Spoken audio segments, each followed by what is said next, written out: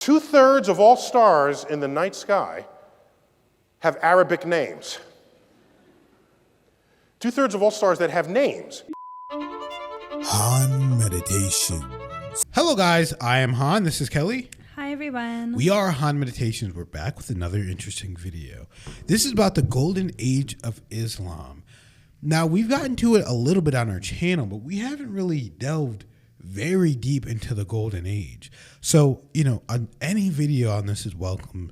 So please comment a video if you have a video about this that you know of that we could watch. So, without further ado, find somewhere comfortable to sit and watch, and let's get right into it together. September 11th, 2001, we just had our 10th anniversary of that. I happen to live 3.5 blocks from what became known as Ground Zero. This image was taken outside my dining room window. The North Tower is on fire. These are 110-story buildings, the World Trade Center towers. This image is the instant the South Tower was hit. It was hit from the left. You could not see the entry point because we're blocked by this other black building. It's a hotel, a 50-story hotel, which is just kind of in the foreground. You see part of the South Tower punching out. This is before the jet fuel had ignited. And when you ignite jet fuel, you set a deflagration wave, not a bomb wave. It's a different kind of wave. It's not accompanied by a shock. This is a split second after that. The fuel has ignited, creating more pressure. And within a split second of that, the entire South Tower was engulfed.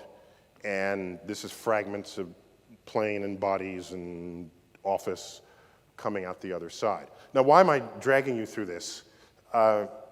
62 minutes later, both buildings had collapsed. And there was blue sky where there was once these buildings. This is directly outside of my apartment building, and the emergency vehicles had come. This is the pulverized World Trade Center dust that had settled several inches of it.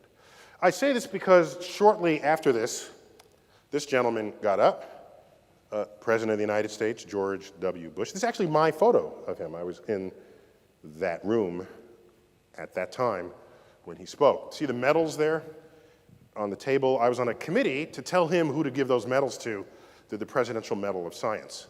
And so he actually gave them to everyone we told him to give them to, except he didn't read their citations. He's smart enough to know not to pronounce any of the science words that were in the citation. So he put the medal around the neck. Somebody else read the citations. Shortly after September 11th, he gets up. I don't remember where he gave the speech. And he says, in an attempt to distinguish we from they, he says, our God is the God who named the stars. This is before I was on his Rolodex. I could have saved him from himself, okay? It's a loose quote from Genesis that says God named all the stars in the sky, okay? First of all, it's the same God, so he's got that wrong. But Allah, God of Islam, and God of the Jewish God, it's the same God. They call them different names, but it's the same book delivering you the same God. Apart from him getting that wrong, he says, our God is the God who named the stars. What he just didn't know, 2/3 of all stars in the night sky have Arabic names. 2/3 of all stars that have names, these are all the Arabic star names. All of these. I don't think this is the point he wanted to make. I just think he figured that out. Like I said, it was before I was on his Rolodex. And so you say, well, how does this happen? How do you get a culture where stars in the night sky are named by them? What was going on? How did that happen? And you have to go back 1,000 years, and you get to Islam in what's the golden period of Islam. In that period, algebra was invented. Algorithm is an Arabic word. All these words, they begin with AL. 10 to 1, it's an Arabic word. Our numerals are Arabic numerals. Did you pause and reflect on why we call them Arabic numerals? We just call them that, right? But somebody did good stuff with these numerals. It was in Baghdad 1,000 years ago where they invented algebra. And there was advances in mathematics, agriculture, engineering, all of these fields. All at a time when Europe was disemboweling heretics. So something changed. 12th century, this gentleman came around, Al-Ghazali, a Muslim scholar, learned. At this point, Islam is maybe just a few hundred years old. People are reading the Quran and interpreting it however they sort of want to and feel like it. There's not a coherence to the practice of Islam until he comes around and codifies the behavior of a good Muslim. In much the same way St. Augustine, in his book Cities of God, codified what it is to be a good Christian. How do you burn the witches? There's a recipe for that. They got to be upside down so the blood does, It's a whole itinerary for how to be a good Muslim. And in his writings contain the assertion that the manipulation of numbers is the work of the devil. 2, actions that you see in nature are the will of Allah. Well, if you drop a stone and it falls, Allah willed that. If that's your explanation, your curiosity stops. You combine everything happening in nature being the will of Allah to the manipulation of numbers being the work of the devil, and the entire enterprise of that golden era collapses.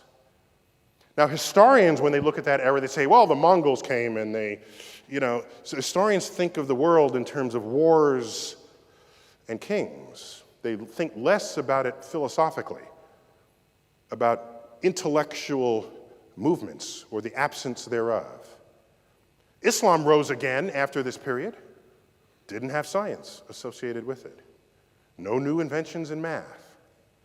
You look at the period of Islam in Spain, the period where the great Alhambra was built. There is no attendant science going on there. It's done. It's gone. And it is a cost that exists to this day. There is 1.3 billion Muslims in the world today who are not participants on the frontier of scientific discovery. What's the best measure of this? Just check out the Nobel Prizes. I tallied them. Okay? How many Jews have won the Nobel Prize? In the sciences, here they go.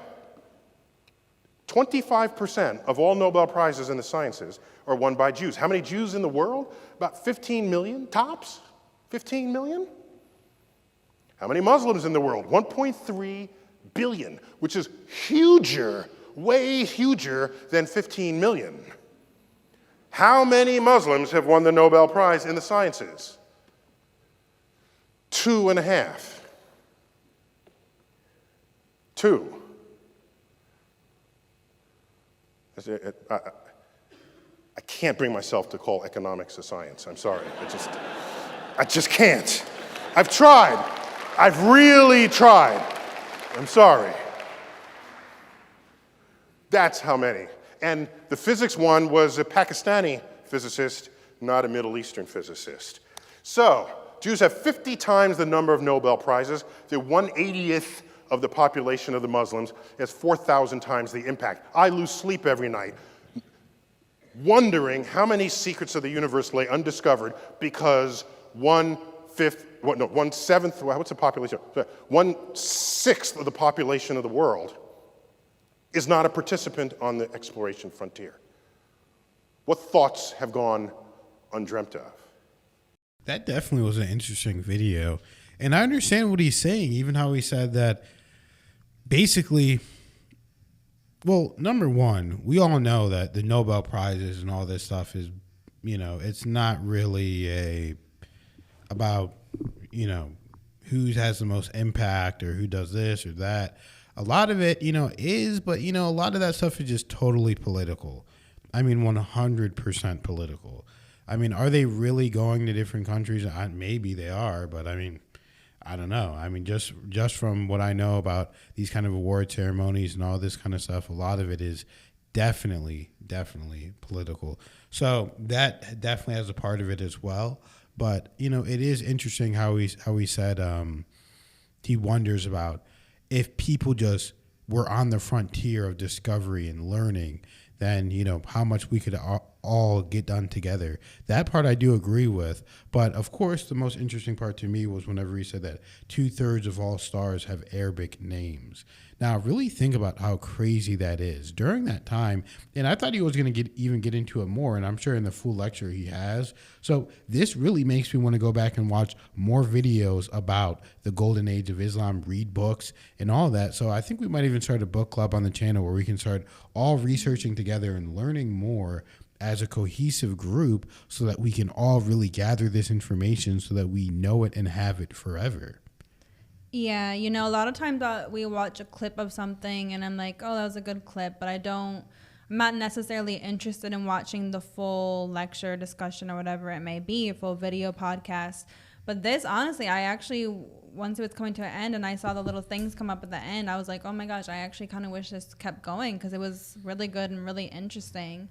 But I mean, he just said a lot of things I had no idea of, no knowledge of. I mean, 2/3 of the stars being named Arabic names. I mean, I wonder how many people even know that. I mean, that's incredible.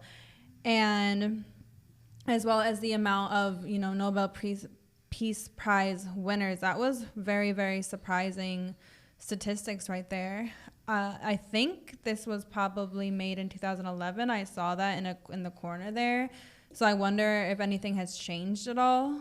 But wow, that was really interesting and just fascinating. I definitely learned a lot that I would have never even thought of, comprehended, or could have ever guessed. Oh, 100%. So let us know what you guys think about this video. Thank you guys for liking, subscribing, commenting, sharing the video, and thank you to everybody that donates to the channel. We appreciate it more than you realize. We're going to do more content about the golden age of Islam, so stay tuned. We love you guys so much, and we'll see you in the next video.